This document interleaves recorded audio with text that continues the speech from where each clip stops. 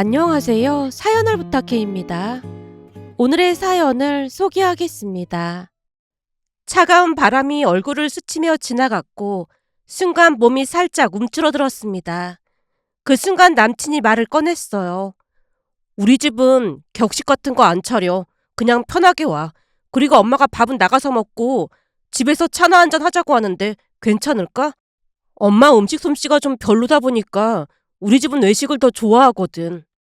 그럼 난 괜찮지. 이해해줘서 정말 고마워.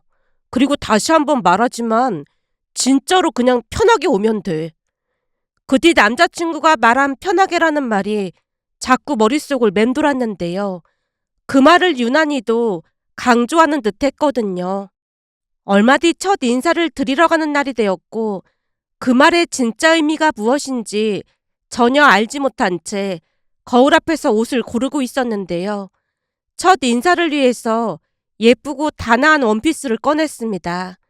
화장도 많이 신경 쓰며 중요한 자리라는 생각에 작은 디테일까지 완벽하게 준비했어요. 잠시 후 구두를 신고 마지막으로 옷 매무새를 가다듬으며 스스로에게 작은 미소를 지어 보였습니다. 몇 번을 다시 봐도 완벽해 보였는데요. 준비를 끝내고 엄마에게 물었어요. 엄마, 이 정도면 괜찮겠지? 격식 같은 거 안 차린다고 해서 미용실도 안 가고 최대한 수수하게 해봤어. 어때? 괜찮은 것 같아? 미용실 안 가길 잘한 것 같다. 아주 자연스럽게 예뻐. 엄마의 응원을 받으며 마음속으로는 좋은 인상을 남겨야 한다는 생각을 한 채 집을 나섰습니다. 남자친구가 말해준 곳으로 내비를 찍고 갔는데 식사 장소가 고깃집이라는 말만 듣고 갔지만 식당에 도착해서 많이 놀랄 수밖에 없었습니다. 가서 보니 무한 리필이라는 간판이 눈에 들어왔거든요. 조금은 과하게 느껴질 만큼 단정히 차려입은 제 모습과 간판 아래의 소란스러운 분위기가 어딘가 부조화를 이루는 것 같았습니다. 식당 문을 열자 기름 냄새가 밀려왔고 안쪽 테이블을 보니 그의 부모님과 동생들 그리고 친척들까지 모여 있었어요. 그 모습을 보며 잠시 발걸음을 멈췄는데요. 저를 향한 시선이 느껴졌고 억지 미소를 지으며 인사를 건넸습니다. 안녕하세요. 처음 뵙겠습니다. 제 목소리는 작았고 떨림이 섞여 있었는데요. 남자친구 어머니가 다정한 미소로 맞아주었지만 친척들이 호기심 어린 눈으로 저를 뚫어져라 쳐다봤습니다. 그런 와중에 삼겹살이 지글거리며 익는 소리와 사람들의 웃음소리, 그리고 시끌벅적한 대화들을 들으며 낯선 세계에 혼자 떨어진 듯한 기분이 들었어요. 그 순간 남자친구가 웃으며 말을 꺼냈습니다. 내가 편하게 입고 오라고 했는데 뭘 이렇게 차려입고 왔어. 그래도 첫 인사드리는 거니까 신경 써야 할 것 같아서. 우리 집은 그런 격식 같은 거 하나도 신경 안 쓴다니까. 남친이 말을 하고 있던 순간 남친 어머니가 말을 꺼냈어요. 여기가 무한리필집이라 가격도 싸고 해서 우리 먼저 와서 먹고 있었어요. 괜찮죠? 아, 네. 제가 옅은 미소를 짓자마자 남친 어머니가 호들갑스럽게 말을 이어갔습니다. 무한리필집인데 최대한 많이 먹어야지. 그래서 먼저 와서 먹고 있었어요. 얼른 앉아서 많이 먹어요. 네, 감사합니다. 순간 형식적인 인사 멘트가 새어나왔는데요. 진짜 놀라웠던 것은 누구 하나 제 이름을 물어보거나 제게 관심을 갖는 사람도 없었고 하나같이 고기를 먹느라 정신이 없어 보였어요. 테이블 중앙에는 고기와 상추가 어지럽게 쌓여 있었고 누군가는 고기와 채소를 가져오느라 바빠 보였습니다. 결국 제가 혼이 나간 채 두리번거리고 있었는데요. 남친 어머니가 제 등짝을 살짝 내리치며 말했어요. 시간 없는데 빨리 안 굽고 뭐하고 있어. 내가 반말해도 되지? 아, 네. 시간 가니까 얼른 고기 구워서 많이 먹어. 그날 정말 놀라웠던 것이 다들 말 한마디 없이 정말 열심히 고기만 먹고 있다는 것이었는데요. 남자친구 역시 고기 먹는 일에 열중하고 있었습니다. 결국 입맛이 뚝 떨어진 채 제가 젓가락을 내려놓았더니 남친 어머니가 저를 보며 입을 뗐어요. 설마 벌써 다 먹은 거야? 아, 네, 배가 불러서요. 겨우 그거 먹고 배가 부르단 말이야? 배꼴이 엄청 작은 모양이네. 그렇게 작아서 어디 힘이나 쓰겠어? 그러지 말고 더 먹어봐. 무한리필집인데 돈 아깝잖아. 남친 어머니가 어거지로 제 입에 고기를 넣어줬습니다. 순간 당황한 채 남친을 바라봤지만 남친은 고기를 먹느라 여념이 없어 보였어요. 테이블 위에는 고기가 산더미처럼 쌓여 있었고 남자친구 아버지는 젓가락을 내려놓지 않고 계속해서 고기를 입에 넣고 있었어요. 친척들 모두 그런 모습이었기에 조금은 괴이하다는 생각마저 들었습니다. 잠시 후 화장실에 가기 위해 테이블에서 일어났지만 다들 먹는 데 집중하느라 아무도 눈치채지 못했는데 이상하게도 그 무심함이 오히려 고맙게 느껴질 정도였어요. 조용히 화장실로 향하면서 잠시 숨을 돌렸고 화장실 거울 앞에 서서 손을 씻고 있을 때였습니다. 거울 속으로 누군가의 모습이 어렴풋이 비쳤는데요. 처음엔 그냥 지나가는 사람인 줄 알았지만 뒤에서 낯선 목소리가 들려왔습니다. 혹시 저 집 손님으로 온 건가요? 순간 제가 손을 멈춘 채 고개를 돌렸더니 중년의 아주머니가 서 있었어요. 네? 누구세요? 놀라지 말아요. 난 여기서 일하는 사람이에요. 오늘은 모르는 사람을 데리고 왔길래 그냥 궁금해서 물어본 것뿐이에요. 그 말에 약간 마음이 놓였는데요. 아주머니의 인상이 나빠 보이지 않았거든요. 어딘가 친절함이 묻어나는 표정이었기에 제가 경계심을 풀었고 제 마음을 눈치챘던 것인지 아주머니가 다시 말을 이어갔습니다. 옷을 잘 차려입고 있는 거 보니까 손님으로 온 것 같아서 물어본 것뿐이에요. 설마 예비 시댁에 첫 인사하러 온 거예요? 잠시 망설이다가 제가 고개를 끄덕였습니다. 그렇긴 한데 혹시 잘 아시는 분들인가 봐요? 제 물음에 아주머니가 고개를 끄덕이며 작게 한숨을 내쉬었어요. 알다마다요. 저 사람들 한 달에 몇 번씩 와서 저렇게 먹고 가요. 내가 알기로는 무슨 행사 때마다 오더라고요. 근데 아무리 무한리필이라고 해도 진짜 너무하다는 생각이 들 정도로 어마어마하게 먹고 가요. 한 번씩 와서 먹을 때마다 진짜 무섭게 먹는다니까요. 말을 하던 아주머니가 저를 훑어보더니 다시 말을 꺼냈어요. 아무리 그래도 그렇지 첫인상 오는데 삼겹살 무한리필집으로 데리고 오는 건 너무 예의 없는 거 아닐까요? 무한리필집을 뭐라고 하는 건 아닌데 아가씨도 봤다시피 시끄럽고 정신이 하나도 없잖아요. 참 대단하다는 생각이 들어서요. 내가 괜히 그러는 게 아니라니까요.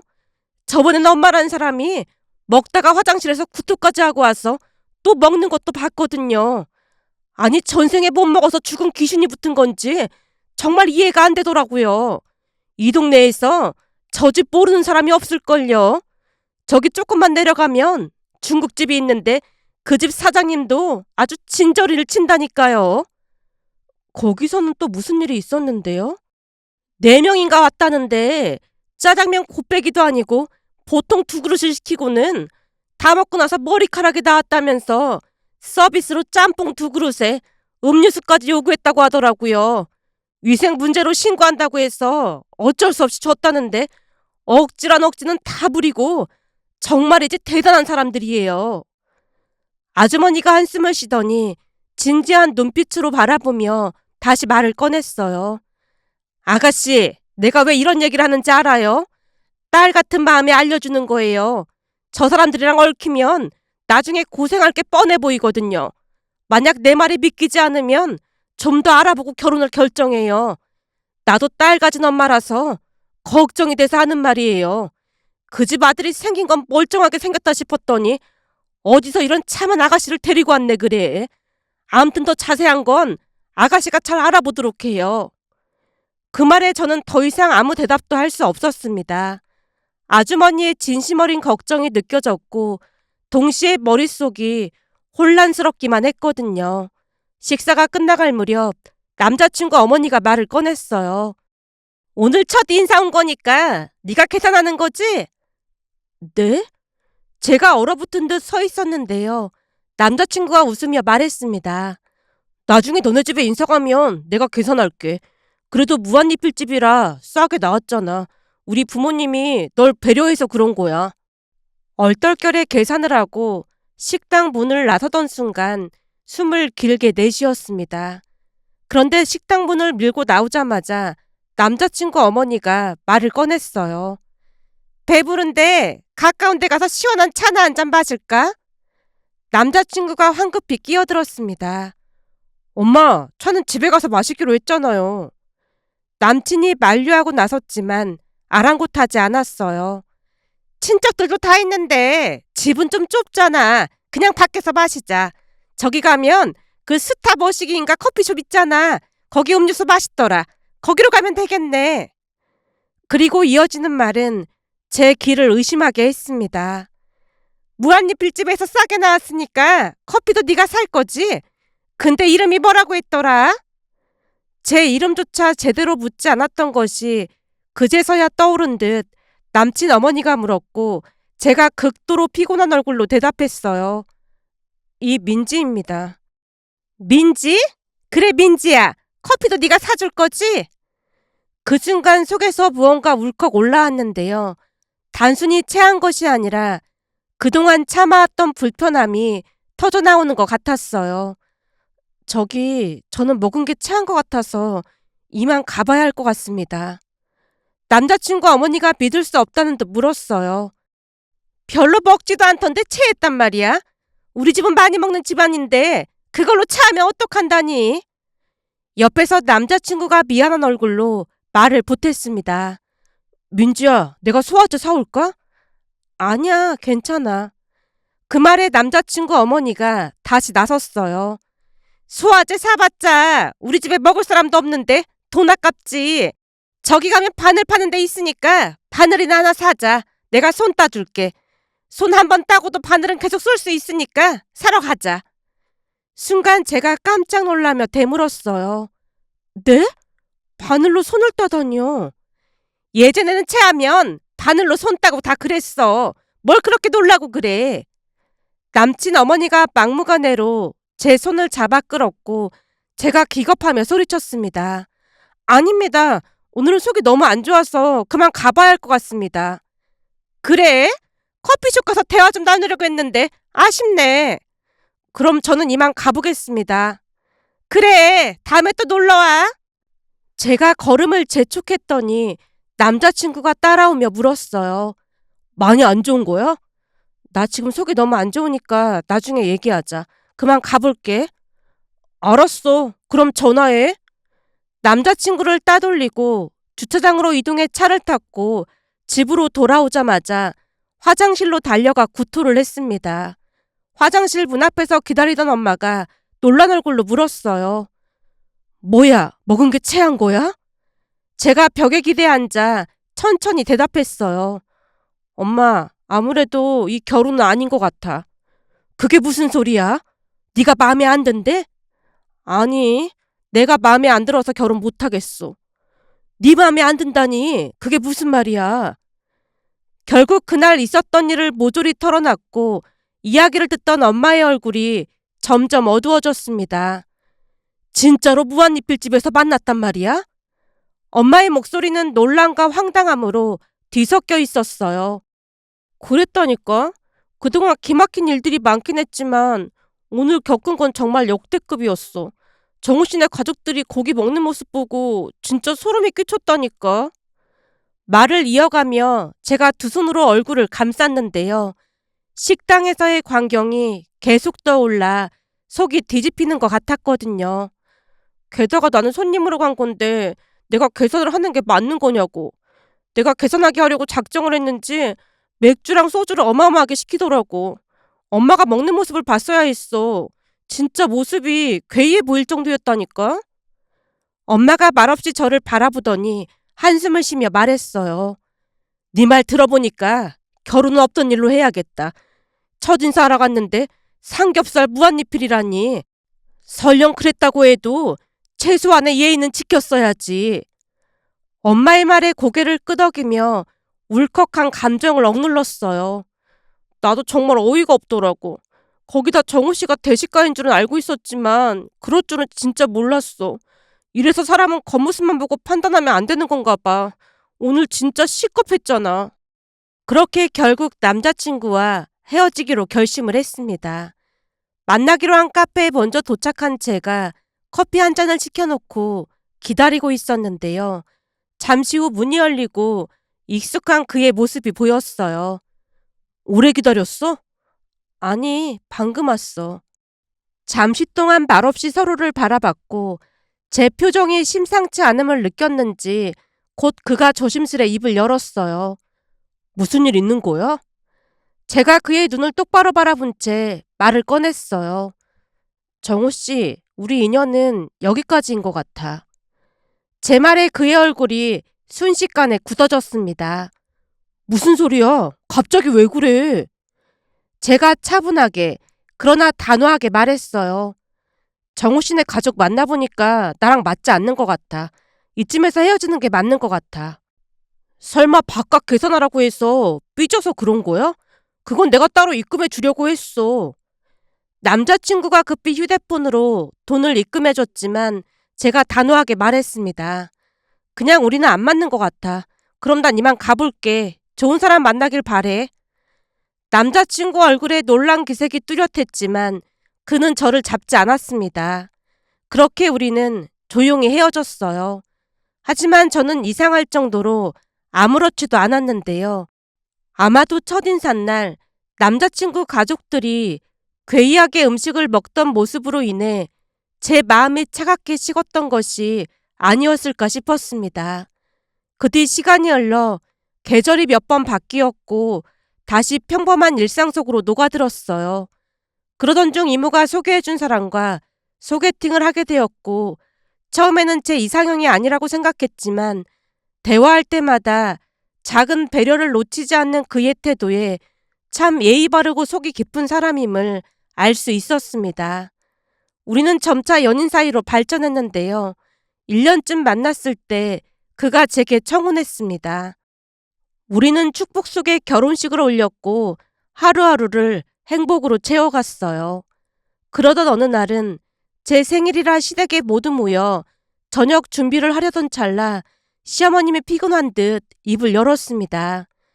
오늘 며느리 생일인데 맛있는 거 먹으러 갈까? 그 말에 시누이가 반색하며 맞장구를 쳤어요. 엄마, 좋은 생각이야. 그럼 내가 식당 알아볼까? 그래, 네가 맛집을 알아봐. 신난 시누이가 휴대폰을 들여다보며 검색하더니 조용히 입을 뗐어요. 엄마, 근처에 무한리필 게장집이 오픈했다고 하던데 우리 거기 가볼까? 다들 게장 좋아하잖아. 실컷 먹고 오면 되겠네. 댓글 보니까 거기 엄청 맛있대. 그 순간 시어머님이 고개를 절레절레 흔들며 단호히 말했습니다. 며느리 생일인데 무한리필집은 좀 그렇지. 무한리필이 왜? 시누이가 고개를 갸웃거렸고 시어머님이 깊은 숨을 고르며 설명을 이어갔어요. 얘가 생각이 너무 없네. 만약 네가 시댁에 갔는데 며느리인 네 생일날 무한리필집 가자고 하면 기분이 어떻겠니? 무한리필집이 나쁘다는 게 아니라 귀한 손님을 모시고 가긴 좀 그렇다는 거잖아. 거긴 우리끼리 있을 때 가고 이번에는 다른 거 먹으러 가자. 그 말을 들은 시누이가 잠시 멍한 표정을 짓더니 이내 고개를 숙였어요. 그런가? 엄마 말 들어보니까 내 생각이 짧았던 것 같아. 당연하지. 조용한 곳으로 한번 찾아봐. 시누이가 고개를 들어 저를 바라봤습니다. 언니, 제 생각이 짧았던 것 같아요. 죄송해요. 제가 손사래를 치며 급히 말했습니다. 아니에요. 정말 괜찮아요. 무한리필집이라고 해도 누구랑 같이 먹느냐가 중요한 건데 저는 진짜 상관없어요.